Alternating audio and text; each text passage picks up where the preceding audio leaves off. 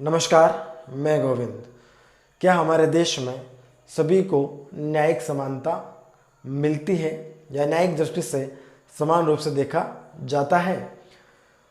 अंग्रेज़ों ने जब हिंदुस्तान में अदालतों की स्थापना की तो भारत के निम्न और मध्य वर्ग के लोगों में एक विशेष उम्मीद जग गई थी कि अब जो है वो सबको समान रूप से न्याय मिलने वाला है, क्योंकि उससे पहले के काल में गरीब और अमीर में न्यायिक भेदभाव होता था या सवर्ण और निम्न जाति के लोगों में न्याय समान रूप से नहीं मिल पाता था। अदालतों की स्थापना के साथ ही भारतवर्ष के जो निम्न वर्ग है और मध्यम वर्ग है उनमें ये उम्मीद जाग उठी कि अब सभी को समान रूप से न्याय के अवसर जो है वो मिल सकते हैं। लेकिन क्या ये आज भी अवेलेबल है? आइए हम इसको वर्तमान में हुए एक केस के माध्यम से समझते हैं। आज़ादी मिले हुए 70 साल से ज़्यादा का समय हो चुका है, लेकिन फिर भी हम देखते हैं कि अदालतों में हमें समान रूप से न्याय नहीं मिल पाता है। इसका उदाहरण हमें हाल ही में हुए एक केस में देखने को मिला। इससे आप स्वयं तय कीजिए कि क्या हमारे देश में सबके लिए समान न्याय व्यवस्था मौजूद है। हाल ही में देश के एक जाने माने पत्रकार अर्णव गोस्वामी को मुंबई पुलिस ने एक आत्महत्या के मामले में, जो कि 2018 में हुई थी, गिरफ्तार कर लिया। उनकी गिरफ्तारी के बाद काफ़ी हो हल्ला हुआ और सत्ता में जो लोग मौजूद हैं उन्होंने उनके समर्थन में काफ़ी आवाज़ें उठाई, काफ़ी ट्वीट्स भी किए कि ये जो गिरफ्तारी है वो मीडिया को कुचलने का काम है, स्वतंत्र पत्रकारिता पर एक प्रहार है। लेकिन हम देखते हैं कि जिन लोगों ने ये उंगलियां उठाई या ट्वीट्स किए उनके स्वयं के राज्य में पत्रकारों के क्या हाल है, या जो सामाजिक कार्यकर्ता है, जो एक्टिविस्ट है, उनकी क्या दशा है। अर्णव गोस्वामी को कुछ ही दिनों में जमानत मिल गई और वो बाहर है। क्यों? क्योंकि उनके पीछे एक बड़े राजनीतिक दल का हाथ है और उन्हें सत्ता का संरक्षण प्राप्त है, इसलिए उन्हें जमानत मिल गई शायद। यदि हम देखें कि इसी प्रकार की और भी घटनाएं हमारे देश में हो रखी है जिनमें क्या इसी प्रकार की न्यायिक सक्रियता अदालतों द्वारा दिखाई गई है। उदाहरण के तौर पर हम देखते हैं सिद्दीक कप्पन नाम के एक पत्रकार है जो अजीमुखम मलयालम अखबार के पत्रकार हैं। वो हाथरस कांड जो अभी हाल ही में उत्तर प्रदेश में हुआ था, बलात्कार कांड, उसकी रिपोर्टिंग के लिए यूपी गए थे। तो वहाँ पर उनको UAPA यानी कि अनलॉफुल प्रिवेंशन एक्टिविटी एक्ट के तहत गिरफ्तार कर लिया गया और वो 40 दिनों से जो है वो जेल में बंद हैं। लेकिन उनकी ओर किसी कोर्ट, किसी न्यायपालिका की नज़र नहीं जाती है। सिद्दीक कप्पन के साथ रविंद्र सक्सेना नाम के एक और पत्रकार हैं जिन्होंने कोरोना के दौरान जो क्वारंटीन सेंटर बनाए गए हैं उनमें हो रहे कुप्रबंधन को उजागर किया था, उस मामले को बाहर लेके आए थे। उनको भी सरकार द्वारा गिरफ्तार कर लिया गया और वो भी काफ़ी दिनों तक जेल में रहे, लेकिन उनकी ओर किसी की नज़र नहीं गई।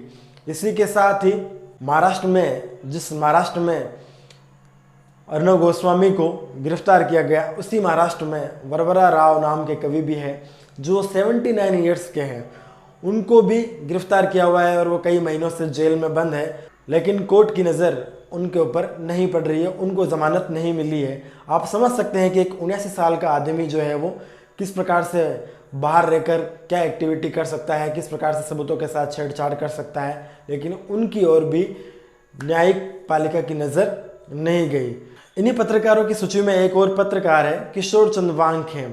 ये पिछले 183 दिनों से जेल में बंद थे। अभी हाल ही में इनको मुक्ति मिली है, यानी अभी हाल ही में इनको ज़मानत मिली है। इनका कसूर इतना था कि इन्होंने एक फेसबुक पोस्ट पर टिप्पणी कर दी थी जो किसी मंत्री की पत्नी के ऊपर की गई थी। तो इस प्रकार की एक्टिविटीज़ के लिए भी इनको 183 दिनों तक जेल में रहना पड़ा। वहीं एक तरफ जिस पत्रकार को सत्ता का संरक्षण और जो पावरफुल है और जिसे राजनीतिक संरक्षण प्राप्त है, उनको थोड़े दिनों में ही ज़मानत मिल जाती है। वहीं दूसरी ओर ऐसे पत्रकार भी हैं जिनको कई दिनों तक जेल में रहना पड़ रहा है और जिनके दोष भी अभी तक साबित नहीं हुए हैं। इसी प्रकार उत्तर प्रदेश के एक डॉक्टर कफील खान, वो भी बेबुनियाद आरोपों के कारण लगभग 9 महीने तक जेल में बंद रहे और आखिरकार उनको कोर्ट ने ये कहकर रिहा किया कि उनको बेवजह जो है जेल में रखा गया, उनके ऊपर कोई आरोप सिद्ध नहीं हो पाया है। तो आप समझ सकते हैं कि 9 महीने तक बेवजह तक इन लोगों को जेल में रहना पड़ा, लेकिन तब न्यायिक सक्रियता और न्यायपालिका की नज़र उनके ऊपर नहीं गई। ऐसे ही एक 85 वर्षीय व्यक्ति भी है जो आदिवासियों के लिए, आदिवासी हकों के लिए लड़ते हैं, उनको भी जेल में बंद रखा गया है। 85 साल की उम्र है और साथ ही उनको पार्किंसन की बीमारी है, जिनके कारण उनको किसी भी चीज़ को पकड़ने में बड़ी कठिनाई आती है। हाथ से वो किसी चीज़ को पकड़ के कोई खा नहीं सकते। उनको स्ट्रो के लिए भी उनके परिवार वालों द्वारा कहा गया कि उनको स्ट्रो अवेलेबल कराई जाए ताकि वो दूध, चाय वगैरह चीज़ें जो स्ट्रो के माध्यम से ले सके, लेकिन इसके लिए भी कोर्ट ने उनको मना कर दिया। तो इस प्रकार के कई कारण हैं जिनके कारण आप देख सकते हैं कि भारत में जो ये न्यायिक समानता है वो सही में अवेलेबल है, उपलब्ध है लोगों के लिए या नहीं है। आप इन केसों की स्टडी कीजिए, तब आपको ये चीज़ें समझ में आ जाएगी क्या ये चीज़ें सही है या गलत है। तो हम समझ सकते हैं कि देश में जो रसूखदार है, जिसको सत्ता का संरक्षण प्राप्त है, वो तुरंत ही जो है वो बेल प्राप्त कर लेता है। वहीं जिनको सत्ता का संरक्षण प्राप्त नहीं है, जिनके पास ताकत नहीं है, उनको आज भी सनी देओल की उस फिल्म दामिनी की तरह ही, जिसमें वो 1994 के आसपास ये कहा गया था कि अदालतों में सिर्फ तारीख पर तारीख दी जाती है, उनके नसीब में भी अभी तारीख पर तारीख ही मिलती जाती है, लेकिन उनको बेल या उनके केस का जो निपटारा है वो नहीं हो पाता है। तो क्या आप समझते हैं कि देश में न्यायिक समानता सभी को समान रूप से उपलब्ध है? आपकी क्या राय है इस संबंध में आप कमेंट बॉक्स में लिखकर शेयर कीजिए। अगर ये वीडियो आपको इन्फॉर्मेटिव लगा है तो लाइक और शेयर कीजिए, और यदि नहीं लगा है तो ऑब्वियसली डिसलाइक कीजिए। Thank you.